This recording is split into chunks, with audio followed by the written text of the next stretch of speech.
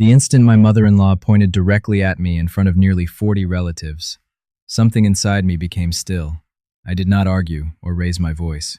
I listened while she said I had two choices: apologize to the family or leave. What none of them understood was that I had already begun choosing something else. Major decisions do not always arrive with shouting. Sometimes they arrive in silence, while a man pours another glass of lemonade and builds an exit plan in his head. My name is Daniel Mercer, and I had been married to Laura for 11 years. I had repaired her parents' leaking basement, driven her youngest sister 3 hours to the airport at 2 in the morning, and attended 14 family reunions without complaint. 14 reunions in 11 years. I had counted them because counting was the only way to measure how often I had volunteered to feel unwelcome. Before that weekend, I believed patience was loyalty. If I kept showing up, helping, and ignoring the smaller insults, I thought Laura's family might eventually accept me. I owned a commercial property management company I had built from the ground up. We employed 12 people and managed 43 properties, yet her relatives treated me as though I should be grateful for a seat at their table. I tolerated it because Laura loved them. Their annual reunion took place at her parents' lake house in rural Tennessee, 40 minutes from the nearest town. The property was beautiful, with a wide porch, dock, guest cabin, poor cell service, and only 2 bathrooms. The problem was what happened when the Holloway family gathered and decided who belonged at the center and who would be kept at the edge. Laura had discussed the reunion for 6 weeks and kept saying everyone wanted me there. When she mentioned her older sister Vanessa had asked about me, I nearly laughed. Vanessa once told me at Thanksgiving that I was doing remarkably well for someone without a graduate degree, then refilled her wine as if she had complimented me. I told Laura I could not wait to see her. Laura gave me the familiar look that meant, "Please behave." I answered with the smile that meant, "I always do." We drove down Friday evening with the windows open, music playing, and Laura's hand on my knee.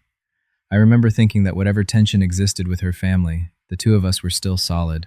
Looking back, I should have turned the car around and called the weekend a vacation.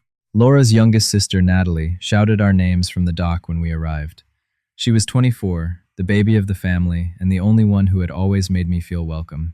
She ran over, hugged us, and announced that she had started the party for us. Behind her came Laura's parents, Margaret and Thomas, Vanessa and her husband Grant, Laura's brother Colin and his girlfriend Paige. Then the aunts, uncles, cousins, and extended relatives I could never keep straight. Trevor was there too, Laura's 29-year-old cousin, perpetually unemployed and somehow more relaxed than everyone who had a job. He moved through life with the confidence of a man who had never been held responsible for anything. I shook hands, accepted hugs, carried bags, and made small talk. 11 years of practice had made me good at acting comfortable in rooms where no one cared about my comfort. Margaret greeted me with a smile that barely reached her eyes and said, "You made it." I told her I would not have missed it. She patted my arm once, the way someone might touch a chair before deciding whether to keep it.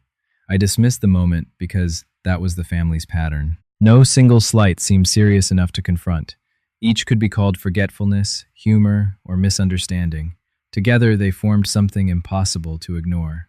Saturday morning made that pattern clearer. Everyone gathered for breakfast on the back porch.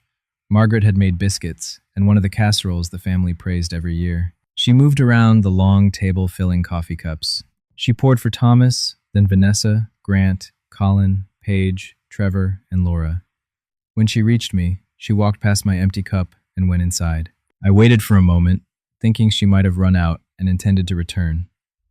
She did not. Across the table, Grant met my eyes and immediately looked away. Paige became intensely interested in the inside of her biscuit.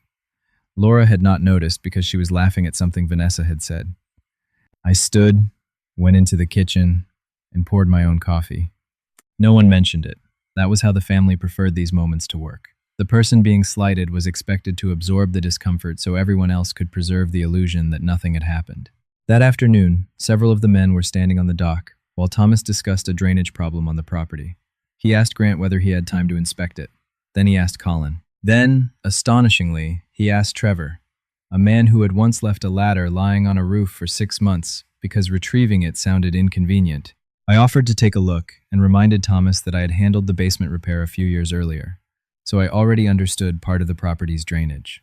Before I could finish, he told me Grant had more experience with that kind of work.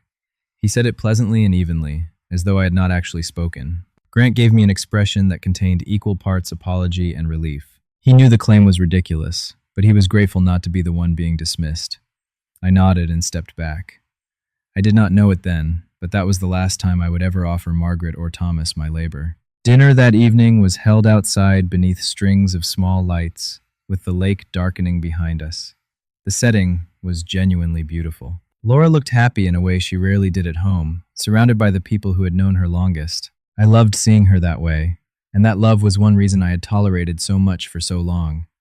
Natalie sat beside me, acting as the buffer she had quietly become at family events. She refilled my glass without being asked and whispered, "You doing okay?" I told her I was outstanding. She looked at me long enough to make it clear that she saw through the answer. I looked back long enough to tell her I knew she did. The conversation wandered through sports, property values, local gossip, and other people's mistakes. I was content to eat and stay out of it until Trevor leaned forward and raised his voice just enough to pull the table's attention toward me. Trevor said Laura had told everyone my business was doing well, then asked what it was again. Landscaping? The table went quiet because everyone knew exactly what I did. I had spent 4 years building a mid-sized commercial property management company with 12 employees and 43 properties. Trevor's question was not confusion, it was theater. I answered, "Property management." He nodded slowly and said, "Right, like mowing lawns and stuff?" Vanessa laughed. I looked at Laura. She had heard him, but instead of correcting him, she focused on cutting her chicken. That image stayed with me. My wife had been given a simple chance to say, "That is not what he does," and she chose silence. I told Trevor, "Sure," like that, and finished dinner. I did not yet understand that Laura's silence would matter more than anything her relatives said aloud. Sunday was the final day, and by lunch, the gathering had settled into the slow, unstructured rhythm that comes before everyone begins packing. People drifted between the dock, the lawn chairs, the porch, and the kitchen. I helped Colin carry folding tables toward the storage shed. We were halfway there when Vanessa appeared and asked to speak with me alone. Colin gave me a look that seemed to say good luck and disappeared.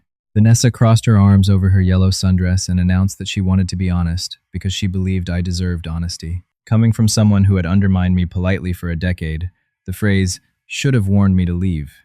Instead, I stayed and asked what she wanted to say. Vanessa told me Laura was unhappy. She said Laura tried to hide it, but the family could see how stressed she had become, and they believed I was responsible. I waited, giving her room to state the accusation clearly. She complained about my long hours, my commitment to the business, the fact that I supposedly never tried at family gatherings, and the coldness she claimed I showed Margaret and Thomas. I listened without interrupting because, for the first time, the scattered insults of the weekend were arranging themselves into a single picture. This was not a series of unrelated awkward moments. The family had built a shared story in which I was the problem, and they had been reinforcing it among themselves long before I arrived. When Vanessa finished, I told her I appreciated the honesty. I meant it, although not in the way she assumed. Her confrontation finally showed me what the weekend had been designed to accomplish. I found Laura by the water and told her Vanessa had cornered me. She admitted Vanessa had mentioned wanting to speak with me. I asked why she had not warned me or told her sister to stay out of our marriage. Laura kept her eyes on the lake and said, "She isn't wrong, Daniel. She complained that I worked too much, did not try with her family, and made her mother feel disrespected." I reminded her that Margaret had skipped my coffee cup. Laura said she had probably forgotten. I told her she had not. When Laura finally looked at me, I saw distance rather than anger, as if she had already stepped away from the marriage. She said perhaps the weekend was supposed to help, and I only needed to try harder. I told her I had been trying for 11 years. She had no answer and turned back to the lake. That was when I understood she was no longer beside me in any meaningful sense. About an hour later, I came out of the guest room and discovered more than 30 relatives gathered on the back porch. I never learned exactly who had called everyone together. These confrontations rarely have a clear beginning. A complaint spreads until a crowd is waiting for someone it has already judged. Margaret stood near the front, holding a glass of iced tea as though she needed a prop. Laura stood beside Vanessa, their shoulders almost touching. The physical arrangement told me everything before anyone spoke. Margaret said we needed to clear the air. I looked at Laura once, then told Margaret to continue. For about 15 minutes, they discussed my character as though I were not present. Margaret spoke about respect and all the ways they had supposedly tried to include me. Thomas nodded. Vanessa supplied examples. Trevor ate a cookie through most of it. They called me distant, ungrateful, and unwilling to join the family. No one mentioned the basement, the airport drives, the 14 reunions, the empty coffee cup, Thomas dismissing my help, or Trevor mocking my work. Their version of events had been edited until my response was the only behavior left under examination. What hurt most was seeing Laura remain beside Vanessa, while her family judged her husband in public. Eventually, Margaret pointed toward me and said, "Daniel, you have two choices. You can sincerely apologize to this family for the way you have treated us, and then we can move forward. Or maybe it would be better if you left." The porch became completely quiet. I looked at Laura. She lowered her eyes to the floor. Margaret repeated herself with the firmness of someone pronouncing a sentence. "Apologize or leave." I took one breath. Then I smiled. The smile unsettled several people because they had expected defensiveness, anger, or surrender. What they had not expected was clarity. I thanked Margaret for providing it and walked inside. In the guest room, I opened the airline app on my phone. There was a 6:45 evening flight from Nashville to Chicago, leaving in about 2 hours. I booked a one-way ticket in 3 taps before I had even finished unzipping my bag. The one-way ticket was not a dramatic gesture. It was an honest decision. A round-trip reservation would have implied that I planned to return to the lake house, resume the same argument, and continue negotiating for basic respect. I did not. I packed with the efficiency I had developed from years of business travel, folding my clothes and placing everything into the bag with a calm that surprised even me. The decision had removed the confusion. Once I understood I was leaving more than a reunion, every small action became simple. Natalie appeared in the doorway and asked what I was doing. When I told her I was packing, she begged me to stop and talk to everyone. I looked at her and said I was not angry with her. Her eyes filled immediately. I told her she had always been one of the good ones. She stepped into the room and hugged me tightly, the kind of hug that carries an apology for things the person holding you did not do. I held her for a moment. I started to ask her to tell Laura something, but Natalie stopped me and said I should tell Laura myself. I answered that Laura was not going to come into the room. Natalie pulled back, and the expression on her face confirmed what I already knew. She whispered that she was sorry. I told her she had done nothing wrong, picked up my bag, and walked out. The family was still gathered on the porch. Conversation stopped when they saw the luggage in my hand. Margaret blinked and asked whether I was leaving. I told her she had offered me 2 choices and I had found a third. Colin stood and told me not to go, which surprised me. I appreciated that he made some effort, even if it came too late. Then I looked at Laura. She stood completely still, her face pale.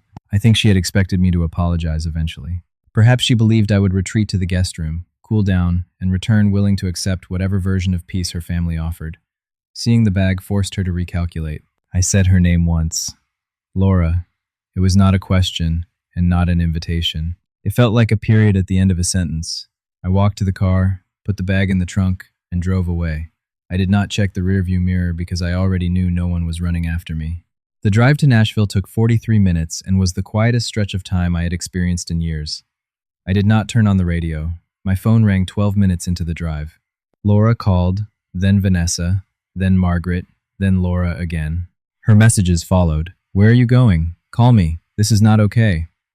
After a pause, she sent one word, "Please." I read it at a red light outside Nashville. It did not feel remorseful. It felt inconvenienced. The plea of someone who expected the disruption to correct itself. I placed the phone face down and continued to the airport. I left the car in long-term parking because I had no intention of rushing back. At the gate, I ordered a bourbon and sat in a silence that felt almost physical. I called no one. I explained nothing. When boarding began, I got on the plane. We landed in Chicago at 8:17 that evening. I took a cab to my office, where I kept a small apartment-style suite for late nights and early meetings. I let myself in, poured a glass of water, and sat in the dark. Only then did I pick up my phone and make the call Laura would never have expected. I contacted my attorney. She had practiced family law for 2 decades and had seen nearly every version of a marriage ending badly. She answered on the second ring and reminded me that it was Sunday evening. I apologized and told her I needed to understand where I stood if I decided to move forward with a separation. Her tone changed immediately. I heard a chair move, and she asked how bad the situation was. I told her everything. The years of exclusion, the financial concerns that had already caused tension between Laura and me, the reunion, the public ultimatum, and Laura's refusal to defend me. She did not promise a particular outcome. She asked questions, told me which records she would need, and explained that before taking any permanent step, we needed to review how the business and our shared property were structured. For 18 months, I had been preparing not for divorce, but for the possibility that something in our marriage was becoming unstable. After a tense financial conversation, I had restructured parts of the company and made sure the records clearly reflected ownership, liabilities, compensation, and retained equity. The business had always been in my name, but experience had taught me that assumptions were not protection. Documentation was. I had also kept records of financial decisions Laura made without consulting me, and notes about recurring patterns affecting our shared life. I had not collected them to punish her. I kept them because building a company had trained me to preserve facts before emotion blurred them. My attorney reviewed what I sent and called me Monday morning. She said the records placed me in a strong position, particularly if I acted clearly and avoided emotional decisions that could complicate the process. She explained that no asset division was automatic and no result was guaranteed. But the company's structure and the documentation mattered. I listened, took notes, and followed her instructions. By Tuesday, the necessary papers had been filed. Laura learned about them on Thursday when a courier arrived at Margaret and Thomas's lake house, where she had apparently remained after the reunion. I imagined she was still waiting for me to return, apologize, and restore the old arrangement. My phone rang 11 times in 4 minutes. I allowed every call to go to voicemail. Then I sent the only message I initiated during that period. You stood on the wrong side of the room. I will not argue the point again. Laura called immediately, and this time I answered. Her voice was shaking as she asked what I had done. I told her I had done what was necessary. She called the filing insane and demanded to know how I could end a marriage over one family argument. I reminded her that it had not been one argument. Her family had treated me with contempt for 11 years. At the reunion, they had ordered me to apologize or leave while she stood beside them and said nothing. She insisted she had been about to speak. I told her she had not spoken. She asked me to come back so we could fix everything. I said, I am not coming back. I used the same calm tone I used when a business negotiation had reached its end.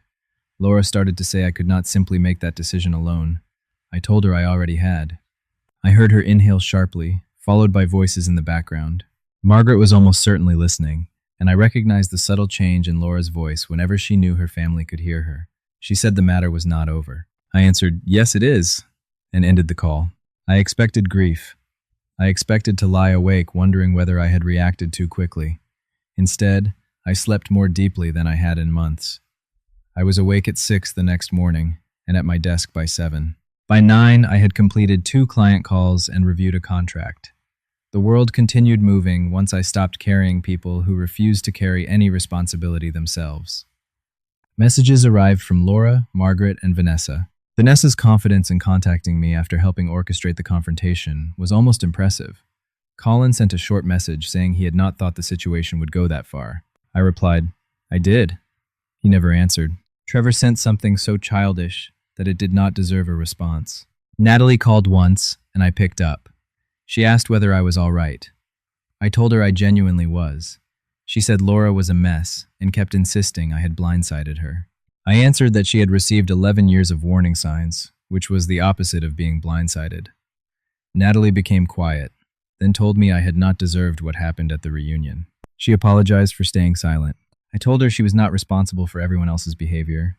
She said she still should have spoken. I thought about it and finally told her the truth. Yes, you should have. It was not cruel. It was honest, and Natalie accepted it. That conversation was one reason I continued speaking with her. Unlike the others, she was capable of admitting that silence could be a choice with consequences. The divorce moved faster than Laura expected because I did not use delay to preserve hope. I believe she assumed time would soften me and eventually lead to counseling, after which we would return to the same marriage with better language, but no real change. My attorney handled the process carefully. Laura hired a capable attorney too, and the negotiations were not effortless. We owned a valuable home together, which became the main issue. The business records and property structure were reviewed, information was exchanged, and proposals were revised. There were meetings and exhausting negotiations, but no magical courtroom victory. 7 months after the reunion, the agreement was finalized. 7 months after the reunion, the documents were finalized. I left the mediator's office with my company intact my future defined, and a kind of lightness I had not felt in years. I had not won because Laura lost. I had regained control because I finally stopped pretending that endurance was the same as commitment. For a long time, I had believed my willingness to absorb disrespect made me dependable. In reality, it had taught everyone around me that I would continue absorbing it. Over the next year, I focused on the company and on building a life that did not require constant emotional negotiation. 14 months after the reunion, we had added 6 properties to our portfolio. I promoted 2 employees who had earned greater responsibility and hired a director of operations so I could take a weekend away without imagining the entire business would collapse. For the first time in 4 years, I was no longer personally holding every operational thread. I bought a downtown condo with clean lines, good light, and no memories attached to the walls. It was not extravagant. It was simply mine, and there was peace in knowing that every object in it had been chosen without an argument, a family opinion, or an invisible obligation. By every measurable standard, I was doing well. I learned that Laura knew this because Vanessa kept reporting my professional updates to her. Laura apparently monitored my activity on LinkedIn with the persistence of someone pressing repeatedly on a bruise. Near the end of the legal process, her attorney attempted to claim a portion of the company's more recent growth. My attorney responded with the ownership records, restructuring documents, financial statements, and timeline we had maintained. The issue did not disappear because someone delivered a dramatic speech. It ended because the documentation was complete enough that the argument could not survive serious review. Through Natalie, I heard Margaret had been telling people I was struggling, and the company was probably failing. I found the story more amusing than insulting. People who mistake patience for weakness need the person who leaves them to collapse. It protects their version of events, where the humiliation was justified, and the person who refused to submit eventually crawls back. My stability threatened that story. If I was growing and peaceful, then the reunion was not a misunderstanding. It was the moment their treatment of me finally produced a consequence they could not reverse. I was not crawling back, I was building. The final moment of closure came 18 months after the reunion at a property development conference in Nashville. The event lasted 3 days and brought together owners, managers, contractors, and investors from across the region. On the second evening, there was a rooftop reception attended by roughly 200 people. I walked toward a group near the bar and found Grant standing among them with a drink in his hand. The moment he saw me, his expression made it clear he wished he could vanish. We looked at each other for several long seconds before he said my name. I greeted him. After an awkward pause, he told me I looked well. I answered that I was well. He nodded, stared down at his drink, and said he wanted me to know that he had not agreed with the way the reunion confrontation had been handled. I studied him for a moment and reminded him that he had been there. He admitted he knew. I said he had not spoken. To his credit, he looked genuinely ashamed and admitted that too. The older version of me would have rescued him from the discomfort. I would have accepted the apology warmly, shaken his hand, and allowed him to leave, believing that privately disagreeing had been enough. That was the same version of me who had repaired the basement, made the airport drives, attended 14 reunions, and repeatedly protected other people from the consequences of their silence. I told Grant I appreciated him saying it, but an apology offered afterward, when making it carried no personal cost, did not mean very much. Then I wished him a good evening, picked up my drink, and walked away. That conversation taught me what choosing myself looked like. It was not loud. There was no room full of people admitting I had been right.